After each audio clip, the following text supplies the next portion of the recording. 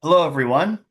Welcome to today's webinar on the U.S. Israeli air campaign against Iran. I'm Jonathan Ruhe, JINSA's Fellow for American Strategy. Thank you all for joining us today. I'm privileged, as always, to be joined by today's panelists. Retired U.S. Air Force Lieutenant General Thomas Trask is the former Vice Commander of U.S. Special Operations Command. He is also a member of JINSA's Hybrid Warfare Policy Project and a participant in JINSA's 2018 Generals and Admirals program to Israel. Retired Israeli Air Force Major General Amikam Norkin is former commander of the Israeli Air Force, and he is also a distinguished JINSA Fellow. I would like to note for our audience that today's discussion will be taking place in the context of an open source and unclassified environment. So anything we discuss here today will be within those bounds. Also, for our audience, if you have any questions for our panelists, please type them into the Q&A box on the bottom of the screen. We'll do our best to address them in the time we have today. So I want to start off with what I think is perhaps the most timely and sort of immediate burning issue for a lot of our audience, which is the daring and headline-grabbing rescue of a downed U.S. airman inside Iran over the weekend. We'll start by discussing that, and then from there build out our discussion into some of the larger issues surrounding the air war itself.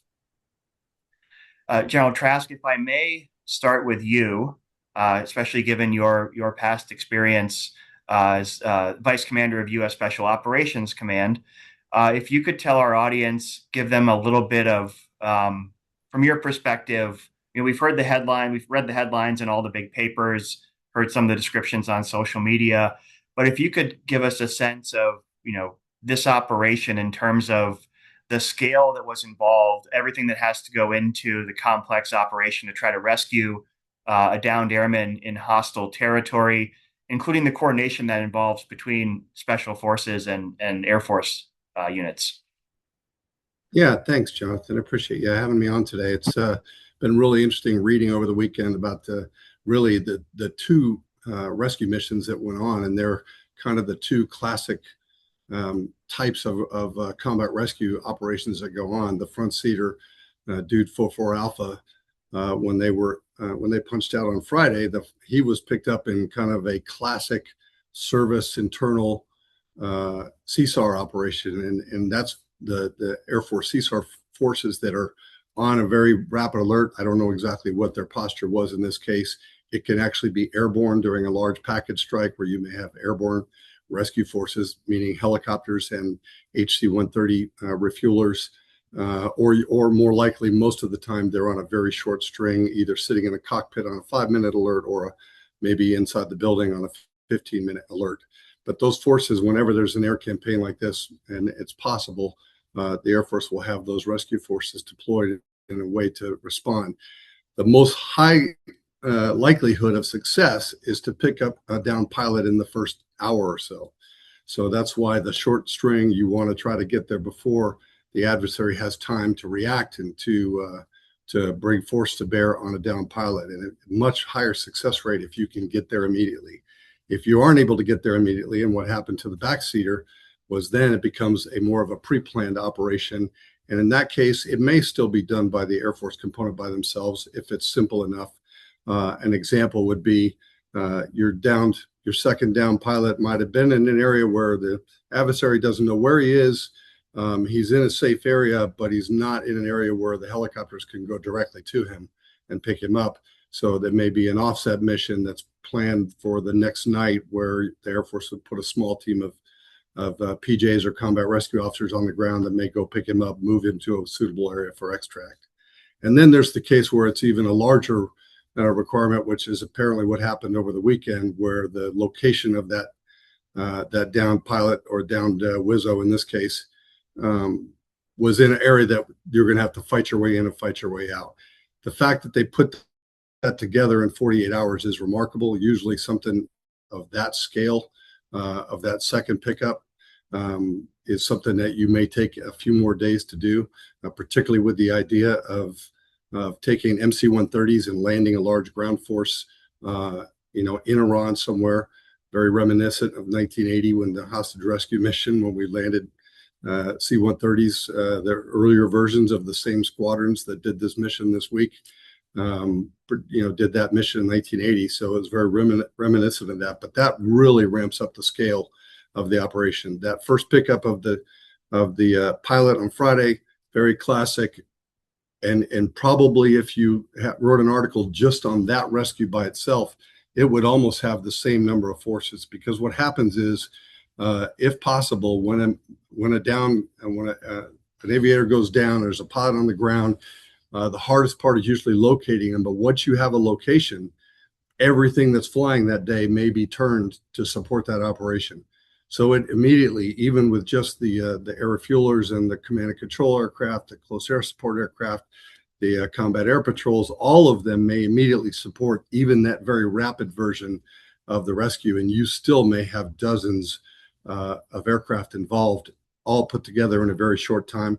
Typically, there are Sandy aircraft, historically has been A-10s for many, many years, who have crews that are specially trained to do combat rescue, but they may be doing other missions.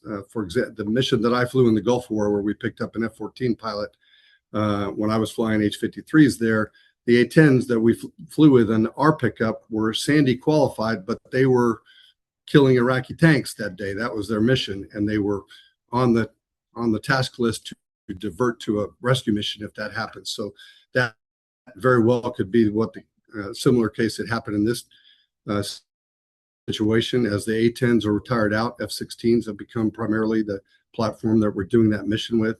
But there are close air support aircraft and crews who are specially trained for CSAR, the practice hit, that work with the helicopters. They work on the techniques, the verbology, the radio procedures, all of those things, so that they can immediately spin up and know exactly what the situation is. So that appears to be what happened on Friday with the pickup of the pilot. And then it reverted to the other type of pickup, which is a pickup in a third party or a non-combatant area. So the A-10 that was shot down on Friday was able to limp back to friendly space. The same force followed him, probably knew where he was going, knew what his intentions were able to pick him up safely and rapidly after his aircraft was shot down. So in that case, my assumption is that part of the rescue force was the second shoot down of the A-10 that happened on Friday. But to plan the large mission with the special operations teams that involved putting ground forces in, evidently involved putting Little Bird helicopters taken in the back of those C-130s, which is a common thing that we train to do with the MC-130, using the Army Little Birds to transport them in because of their short range capability. The ability to plan that mission and execute in 2 days really is remarkable. You didn't obviously what happened was something in the landing zone that they weren't expecting the ground to be as soft, either damaged the landing gear or something that prevented them from taking off again. Typically, you would have tried to take more time to do more analysis of the potential landing zone to know, more likely whether or not the C-130s could land and take off there. But they planned at a very short notice, then reacted to the contingency when the C-130s were not able to take off, executed the mission on the ground. Still looking to hear more details.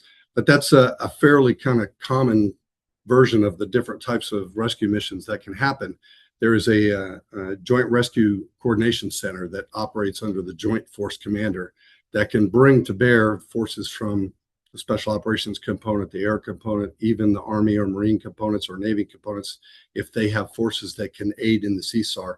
Every service is doctrinally is responsible for trying to rescue their own first. If you're in an Army airborne operation, there are aircraft that are designated to be pickup aircraft in case an aircraft goes down. The Navy have rescue helicopters on the carriers that are designated to be the immediate response for a naval aircraft that goes down. As soon as it becomes a need for more than just what that particular component has the capability for, it will go up to the Joint Commander, to the Joint Rescue Coordination Center, who then can reach out to any other forces in any of the components that are needed to robust the mission. And reaching to the Special Operations component for that is a pretty normal kind of, if it's too big for one of the components, that is typically where they will go first to see what special operations capability is in theater that could be brought to bear, usually in a more pre-planned mission like this one appeared to be, where it's 2 days later, you've located where your survivor is on the ground, what his condition is, and then plan the operation for the next night or 2 nights later or whenever you can bring it all together. But I'm sure there will be some amazing stories to be told from that. I'm looking forward to getting more of the details, but that kind of gives you the layout of how the typical CSAR effort might come together. Thank you very much, General Trask. General Norkin, I think Israel, as we've heard in reports at least, played a role in helping with the rescue. And again, I realize we're in an open source, unclassified environment here. And Israel also has a unique perspective on the risks of airmen being downed over hostile territory. Could you give us sort of fill in with an Israeli perspective, maybe how Israel helped in this operation, and also sort of how these operations look to from the Israeli perspective? Well, first of all, the most important thing is that both airmen, they are alive and secure now, and I hope that they are going to be well in a short time. Second, we must speak about it, that the American military demonstrate the value that you're never left behind anyone. So I think it's a very important demonstration, not just for the American military, also for all the partners. Third, I'm saluting to my friends from the American military that bring both warriors back home. And I think that they use all the American force capabilities, unique capabilities. Of course, they can do it with no Israeli support, but once we are partners and we are fighting at the same war, we are there to support in many ways and many aspects. I cannot speak about the specific activities, intelligence, and other that we did, but they are all being behind the stage, not in front of the stage, because there were no need. The American forces did it all by themselves. But to understand the size of the territory that the aerial platform need to close and to avoid any enemy ground forces to get into this specific area. And by attacking the roads and many other, specific points that there are like a circle around the area that the pilot or the WISO supposed to be, and by that secure the area from the air, and then the special forces can get in and bring him back home. So in that case, the main issue is the distance. Usually, the Israeli Air Force, we are fighting in Lebanon, in Syria, and other areas which are 10 minutes flight. Now, those missions, they are 2,000 kilometers from the Israeli border, but also from the American carriers and the American bases around the Gulf. It's from time to time you need to fly there for more than 1 hour, 1 hour and a half. So you need to plan the mission that's supposed to be as a long distance mission, and as General Trask mentioned, you need to support them with tankers and control platforms and others.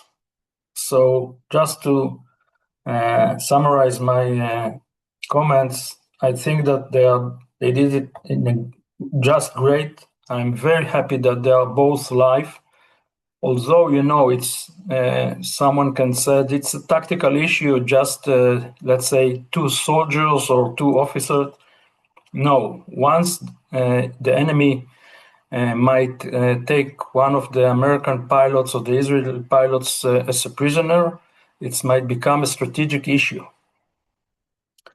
And we cannot give the enemy such, let's say, an advantage to have someone like American pilot or Israeli pilot in his hands. And I'm holding my finger that until the end of the war, it won't happen. Thank you, General Norkin. If I could follow up, you raised the issue of, as you mentioned, some of the risks that come with operating as a pilot over Iran as opposed to Lebanon, which is much closer. I don't know if it's the case in Israel, but I get a sense maybe here in America, we've been hearing a lot about how the United States and Israel have achieved air superiority over at least big parts of Iran's skies. And so maybe this shoot down, as General Trask mentioned, not only the shoot down of the F-15, but also of some of the aircraft that came to perform search and rescue mission. That may come as a surprise that the Iranians are able to target aircraft like this. Could you explain to our audience what air superiority means and what it does not mean? Yeah. Once we are speaking about air superiority, it means that you can fly and do your mission above the enemy territory, but it's not mean that it's 100% safe, because there are still air defense systems. They are all spread around the bases. It's very hard to find them. So we must take an assumption that there is a threat. There is no zero threat. The threat becomes from 100% to 25%, but it's still there. It's like once we are speaking about air defense, we are intercepting 90% from the missiles, but still 10% of the missiles, they are still penetrating to the Israeli territory, and we need to get into the shelter to secure ourselves. So once you fly above the enemy territory, it can be above Syria, it can be above Lebanon, Yemen, of course, Iran. You must understand that there is still a threat, and you must be ready to act once your system might give you an alert, or you can designate the missile by your eyes, and you can use your EW system. But the threat is there. It's not the same threat for the platform, for the aerial platform that comes to the search and rescue mission. In the search and rescue mission, you are flying low altitude. And by that, you get into even higher layer of threats, because people can shoot you with a rifle, with of course man pads and other systems, and the risk that those A-10 pilots or Black Hawk pilots took in those missions is a very high risk because of the mission.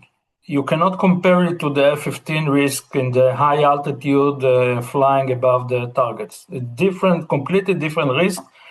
I think that to be part of a search and rescue mission, this is the highest threat for a pilot. The C-130 or the Black Hawk or any other helicopter or A-10 or F-15, and from time to time, as we already saw in those missions, we are losing the platform because of the risk in once you fly low altitude, close to the ground. And most of the mission you are flying low speed because you are looking for the pilots or the WISOs. You would like to get more intelligence. Low altitude, low speed, very high risk. But back to the air superiority, yes, we have air superiority above Iran, but it's not equal to zero threat. There is still air defense system, and our pilots, both the American and the Israeli pilots, must be aware to those threats. Thank you very much, General Norkin. It's very, very clarifying. General Trask, to jump back to you. Given what we've discussed so far, I want to bring this into the context of, obviously we've heard a lot about potential U.S. ground operations, in the potential for U.S. ground operations inside Iran, whether it's to go, secure nuclear material, to reopen the Strait of Hormuz, various other scenarios. Could you give us a sense, does this search and rescue operation, all the things we've discussed, does that give you any insight or foresight about what it might say about ground operations inside Iran more generally? Because I think for our audience, it may be more helpful not to think of those potential ground operations in terms of the raid that went and killed Osama bin Laden, things like that. So if you could put some light and shade there, or if it doesn't tell us anything, also why not? Thank you. No, I think it's pretty illustrative. And if I could, real quick, to make a comment on General Norkin and what he talked about air superiority. As a helicopter guy used to operating down in the dirt like that, air superiority to us meant that we had our good guys over top of us. It didn't mean we didn't have a threat. It means we had lots of help. And primarily it means, as General Norkin laid out very well, it means you can operate over that space with your Air Force, pretty much accomplish any mission you want to, but not necessarily without risk. One of the things that struck me looking at the videos that are coming out of Iran, there was the HH-60 videos with an HC-130 flying with them in daytime. That obviously tells you that there's a belief that almost all of the threat has been knocked down, but it's impossible to eliminate completely the manpad threat.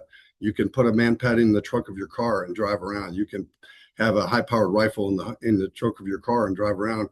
It's almost impossible to ever eliminate that. If there was no missile threat at all, you would see the helicopters flying higher. In Vietnam, when we did rescue, before the surface-to-air missiles really came into being, the typical tactic was to fly at 7,000 or 8,000 feet in the helicopter and only drop down to do the pickup, because the primary threat was small arms on the ground. So the fact that you're still seeing them flying low level means they know that there's still a manpad threat out there that's greater than the small arms threat. But that threat obviously exists, as General Norkin kind of laid out very well. But to answer your question, I think it's very illustrative of the fact that you can go in and control a small amount of territory for a short period of time with a relatively small force in a relatively quick and efficient manner, the way that we did for this rescue mission. If there were other objectives that you could accomplish by doing that in parts of the country, that would be very achievable for us to do. And think of it as a raid versus an invasion. Permanent forces, suppose we decided to go in, and one of the things I'm sure that's being considered is to take control of parts of Iran that are near the straits, in order to reopen the straits. That would take a permanent presence. That would be a lot more difficult. It would take a lot more logistics. It would involve much heavier forces with the ability to supply them by air routinely. To do a raid for one night, where you basically take control of a tactical area for one day or one night, takes much less. You don't have to do any resupply. You don't have to plan on a logistical tail. The force can go in quickly, accomplish their mission, and then extract quickly. Still a high risk, still much higher risk than not putting any troops on the ground. But we've now broken that barrier. There have been troops on the ground in Iran as part of this thing, in a more of a raid type of operation. There may have been others that we just don't know about at this point, because if there were specific missions that could be accomplished, or objectives that could be accomplished more easily by a small team on the ground, that could be infiltrated, supported just for a few hours, accomplish a mission, and then be extracted and brought back. That's certainly doable, probably in most parts of Iran that are not urban. Obviously, it becomes much more difficult to do that in an urban environment, although not impossible. It just takes longer. It probably wouldn't involve air support. It would be all on the ground support. But those types of missions are certainly achievable if there is an objective that matches up to it. like a personnel recovery mission that we just saw. Thank you. So I'm continuing to sort of take a wider and wider look over the course of this hour at the air war. General Trask, I'd like to ask you a different question. And prior to your service as Vice Commander of Special Operations Command, you certainly had some familiarity with how to plan for a conflict with Iran. We're a little more than a month in now. Could you give us sort of your top line assessment of where you think we could maybe just narrow it to the air campaign, but go as wide as you'd like, sort of where you see the current state of the successes, the operational achievements of the air war so far, and also sort of trying to peer ahead the challenges that remain. Yeah, sure. It's been a long time since I've been involved in the planning for Iran, but when I worked at CENTCOM under General Petraeus and General Mattis, I was part of the team that worked on that. And without talking about any of the classified elements of the plan, I can say generally that everything I'm seeing looks pretty familiar. And it started really last summer. So there were options that were just intended to go in and disable the nuclear program. There were options that went further than that to attack and destroy the support mechanisms for the nuclear programs.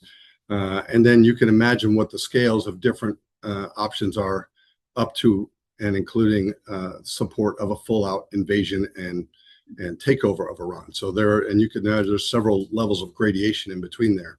The option that we seem to have been executing involves, first focusing on we did the strikes against the nuclear program last summer, went back and got the rest of those targets in this. The second most important target set seemed to be the missile capability, the missile fields, the missile infrastructure. And then it went into more destruction of military capability. And that seemed to be kind of a second level of targets that we've been focused on. And now we've moved into more infrastructure and industry related to the defense capability. Everything that I've seen seems to still be focused on the military capability, but that includes just this weekend, the Israeli Air Force strikes against the biochemical capability in Iran, which is directly related to supporting the development of weapons that have been used to support Hezbollah, Hamas, the Houthis around, the rest of the proxies that the Iranians have been supporting for years. So it looks like an industrial target, but it's directly related to military capability that these Iranians have had for years. And so you think about the tiered target set that kind of start with the nuclear program, spread out to more direct military targets that include forces, barracks, training facilities, equipment, vehicles. All of those things are in that target set that would be to destroy a military capability that would make Iran less of a threat to its neighbors afterward. And then to take it a step further, the ability to build weapons, the ability to support them by attacking the infrastructure. So that seems to be where we are in that kind of hierarchy of options that the National Command Authority has to work with. Thank you. General Norkin, because I just asked General Trask such a big question, but also because maybe there's a different Israeli perspective in terms of the planning and the targeting. Could you give us your assessment from the Israeli view of basically what I just asked General Trask from the American perspective, where what you see as the successes so far and also the challenges that remain for Israel to achieve its goals? I think that in the specific, the current war, there is no difference between Israel and the United States. Why? Because the planning team, they are sitting together. The commanders talking to each other every day, maybe more than once a day. So we are on the same page, on the same plan. We support each other. Of course, Israel is a very small nation and a quite small air force, but we are doing both together. Both air forces act together, both militaries. We share intelligence, and there is no American perspective at the tactical level. There is no American perspective or Israeli perspective. We're on the same page. And I think that as General Trask already answered, at that specific war, we are not just acting at the nuclear reactor, reacting against the whole chain of value of the nuclear capabilities, and react against all the chain of the ballistic missiles and other military capabilities. And now we are getting to the, let's say, semi-military targets, the petrochemical industry, and the trains and the bridges that support the military to transfer capabilities from one part of Iran to another. And as the American president already declared that the next step might be the electricity and energy capabilities.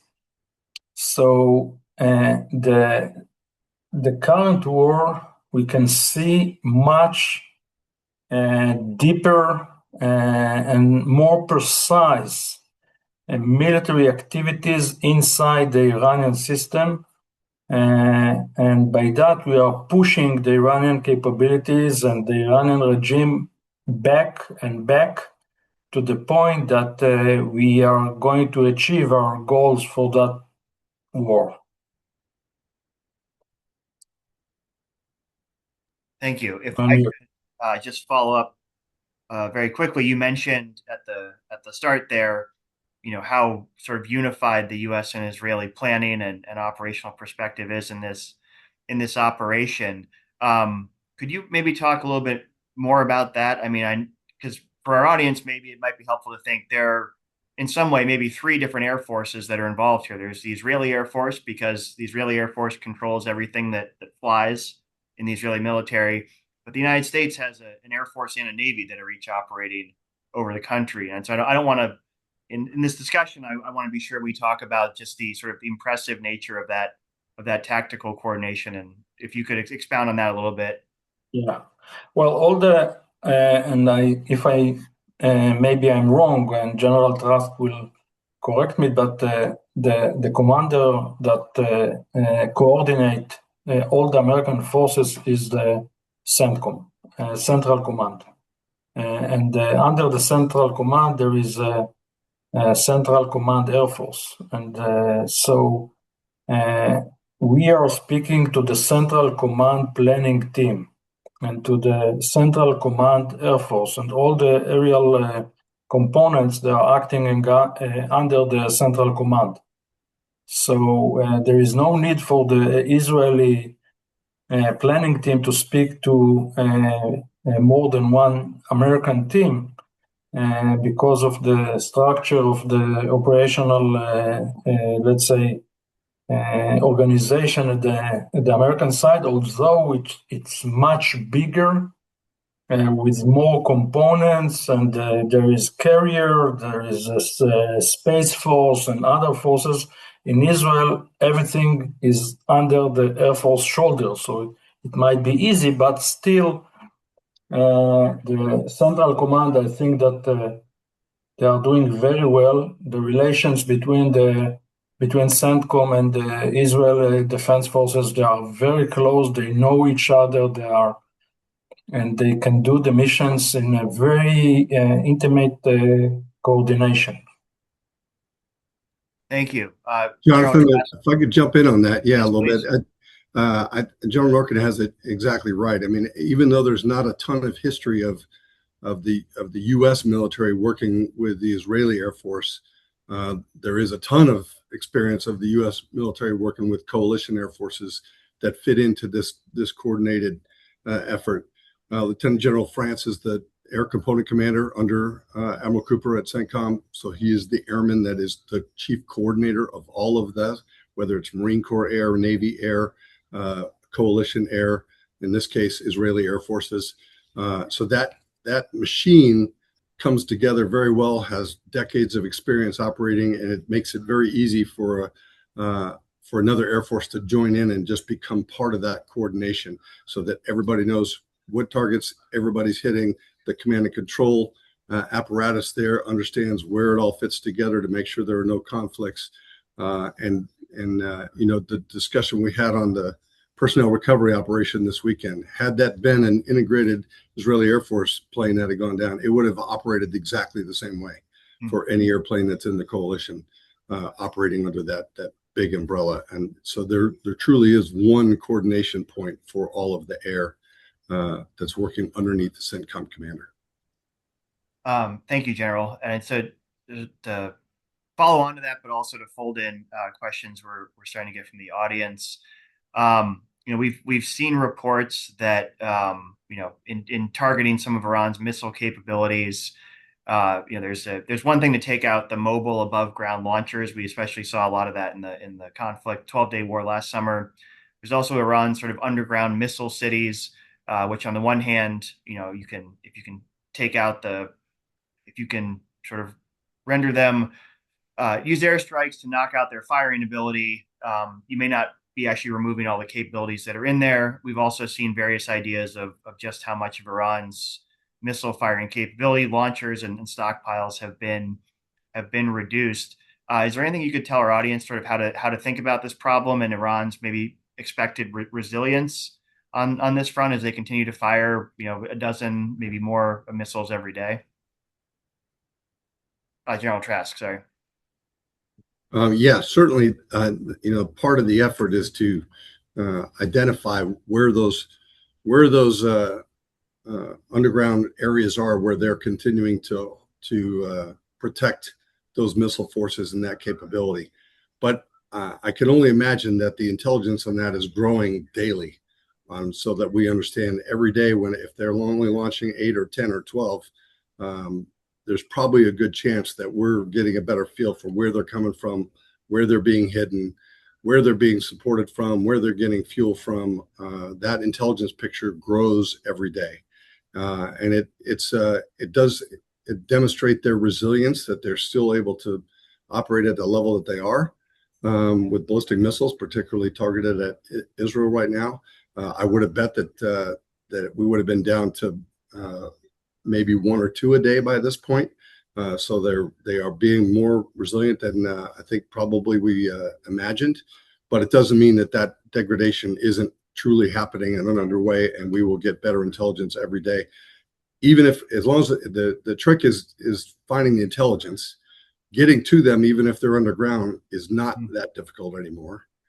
We can, as long as we know where they are, we've got ways to go there. And there may be that occasion where using forces on the ground to do a raid may be worth an objective like that at some point. And as I insinuated, it may have already happened as far as we know. But that's just an intelligence picture that continues to grow, in my opinion. Thank you, General Trask. A follow-on question from our listeners. Is the United States able to use our air bases in and near the Gulf to attack Iran? Yes, my understanding that the only bases we've not been able to use are in Spain, based on the Spanish government. So it's my understanding, everything else that everywhere we've had bases, even though some of those nations may not have agreed, and NATO necessarily has not have agreed, none of them have precluded us from using our American bases except for Spain right now. So certainly in the Gulf region, those appear to be no issues at all. In fact, it seems to be all of those nations that host our forces have been very supportive of the operation and allowed us to do what we need to do. But Jonathan, as you know, yes, we at JINSA, we did some project about American base in Israel. And I think that what we are learning now, the lessons that we learn, the cooperation and the amount of American platforms that deployed every day from the Israeli bases, and the air defense that we can use the air defense systems to protect the American forces in the Israeli bases. And the common technology, the common ammunition, even the common platforms that we are using, the F-35, F-15, F-16. So I think that now, compared to the time that we published the paper about the American base in Israel, today I'm much more, let's say, have a much more positive parameter to get to such a project. To So get into such a project, yeah. yeah, thank you, General Norkin. And for our audience, he's referencing JINSA's report from last November called Base for Success, in which we recommended U.S. basing options at specifically at Ovda Air Base in far southern Israel. But General Norkin, since you thankfully raised that topic, we've seen reports, I believe it was last week, that Israel is potentially offering the United States to relocate more of its forces to Israel after the war beyond just what's there currently. Is this anything you can discuss for our audience, at least at an unclassified or open source level? Well, it was been published at the Israeli media also, but I got no formal resources, so this is part of just a media article. But yes, I think that both for the let's say Iranian threat and also to complete the mission in Gaza. And the place that the American government and the American military is going to take to control the forces that might come to the international force to Gaza. So there are more than one reason to have more American capabilities in Israel. I want to follow up with another question from our audience. And I realize the numbers for the munitions I'm about to reference are closely guarded secrets for a lot of good reasons. But General Norkin, I'll start with you, and then I'll ask General Trask if he has follow-on thoughts. At what point do American and Israeli weapons stockpiles become a strategic factor? I think specifically concerns about running low on maybe air-to-ground munitions or various other offensive capabilities. General Norkin, can you comment on that first? Well, at the eye level, we are not going to get to that point because the Iranian got much less missiles than the amount of our bombs. So if we would like to continue to attack, we can reduce the number of targets per day and other parameters, but Israel and America can keep attacking Iran for a long time. I'm not sure that this is the right thing to do. Not because of the amount of the bombs, because of other aspects like the Israeli economy or the oil price or other parameters, but it's better for us to achieve our goals in much shorter time. But the bombs, the amount of the bombs, and it won't be the limit. General Trask, is there anything you'd like to add? No, I agree with General Norkin. I think there are certainly strategic questions that have to be continually evaluated on ramping back up weapons production in the United States. I think that's part of the president's budget request that certainly is going to be a large part of making sure that we keep stockpiles robust. The strategic concerns for the United States obviously are do we get low to the point where we might be taken advantage of somewhere else in the world, like in the Pacific. But as far as continuing this mission and at the rate that we have, and even at increased rates, I don't think there's a significant concern that we're going to become in any kind of contingency operations because of lack of munitions. It's certainly something that needs to be addressed, the replacement of everything that's gone on here. And obviously that's the budget discussions that are happening in Washington are about to start happening in Washington. Thank you. With a little bit of time we have left, I'm jumping around a little bit here, but I want to be sure to address a bunch of different things. General Trask, I'll ask you this first. given, we've heard in the context of President Trump's efforts to get a ceasefire, the potential to, threatening things like power plants, bridges, various other targets in Iran that haven't been hit, at least not intensively yet.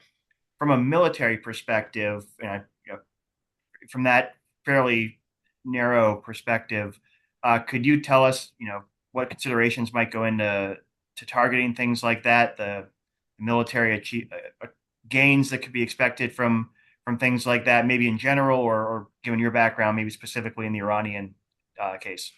Yeah, I think it's it's obviously a sensitive question, but it's not necessarily always a legal one. Most often, it's easy to make the legal case of why you're striking a power plant.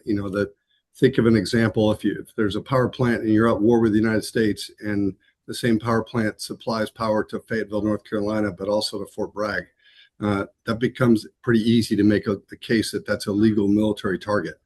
Now the question becomes more in the gray: is it a smart target? What's the situation that you want to leave afterwards? Do you want to have a situation where you're creating another generation that may be against you for the small military gain that's gone by knocking out certain civilian infrastructure targets? It's probably going to be pretty easy to link a lot of those targets to military capability. So the legality of it isn't necessarily in question. It's whether each one of those creates enough military advantage in the conflict to outweigh what it may mean after the conflict is over with the relationship. In this case, we would like to see, obviously, at some point, the people in Iran to rise up and to throw off this regime at some point. Obviously, we don't want to make enemies of those people who have already demonstrated a capability to risk their lives to try to overthrow their own government. So a lot of that has to come into play. But there may be targets, the one I mentioned earlier about the petrochemical plants that the Israeli Air Force knocked out. I read an article yesterday that said it knocked out 85% of their capability. That's directly, there's probably civilian uses for that as well, but it is a huge impact on their ability to build weapons to spread to their proxies in the region afterwards. So that one's a very easy one. And obviously the military objective of attacking a target like that probably easily outweighs any risk that it might have against effects on civilians. But the other thing to remember is that, using classic logic of an adversary government that cares what happens to its people doesn't apply here, because we care more about what happens to the Iranian people than the Iranian regime does about what happens to the Iranian people. So using that logic of we're going to put this pressure on it because it will hurt your people and you'll care about that doesn't apply here, because they don't care about that. So it just changes the rationale and the as they weigh those advantages versus disadvantages for each of those targets. And I'm sure that's something, as I mentioned, we are in a scale of we've been starting with a very small pinpoint strike to a full invasion of Iran. We're somewhere in between. So whether that next step up accomplishes objectives, that's got to be part of the the work that's being done in the Pentagon and the decision makers and the policy makers in the government that are giving recommendations to the president for how that's going to work out. That said, we may know sooner than sooner than we realize in a few hours when we understand what's going to happen next. But I'm confident that the smart career policymakers are providing those options right now for the government. Thank you very much. That was incredibly illuminating and clarifying. And to attempt to peer ahead just a little bit more before we close today's webinar, General Norkin, I'll ask this question to you, but of course, General Trask, please feel free to add anything you like. So, General Norkin, do you have any concerns, or how do you view the possibility that Iran may get military resupplies from Russia or China or any other of our shared adversaries, maybe for air defenses, but also potentially even more broadly than that? How do you assess that scenario? Well, I think that there is no a major option for the Russian to support them, because the situation in Russia is quite complicated and they need their system to the war, and there is no extra capabilities. As you all know, the Iranians support Russia with the Shahid technology in the war between Russia and Ukraine. So Russia can support Iran with intelligence or other capabilities, but such a system, I'm not sure that this is an option. About Chinese technology or maybe other nations, yes, there is an option, but we can monitor those processes by the American and the Israeli intelligence, and we can, let's say, reduce the amount of support that Iran can get from the external nations. General Trask, is any final word you'd like to add on that? Yeah, just it's been striking to me how the few friends that Iran had going into this have been largely quiet and hands off at this point. So, the issue that John Norkin mentioned about providing Shahed drones for the Russians, I would bet that that's going to be much less likely to happen should this regime survive this issue going forward. Wonderful. Well, I'd like to join our audience in thanking General Trask and General Norkin for joining us, and particularly thank you, General Norkin, for joining us at night in Israel as you begin to celebrate Passover. And to our audience, happy Passover to those who celebrate. Thank you again to both General Trask and General Norkin for joining us today. And to our audience, thank you as always for joining us as well. And we look forward to seeing you again on another JINSA webinar soon. Be well. Thank you. Thank you very much, and thank you for the American airmen and airwomen that support our nation. Thank you very much. Thank you, Jonathan.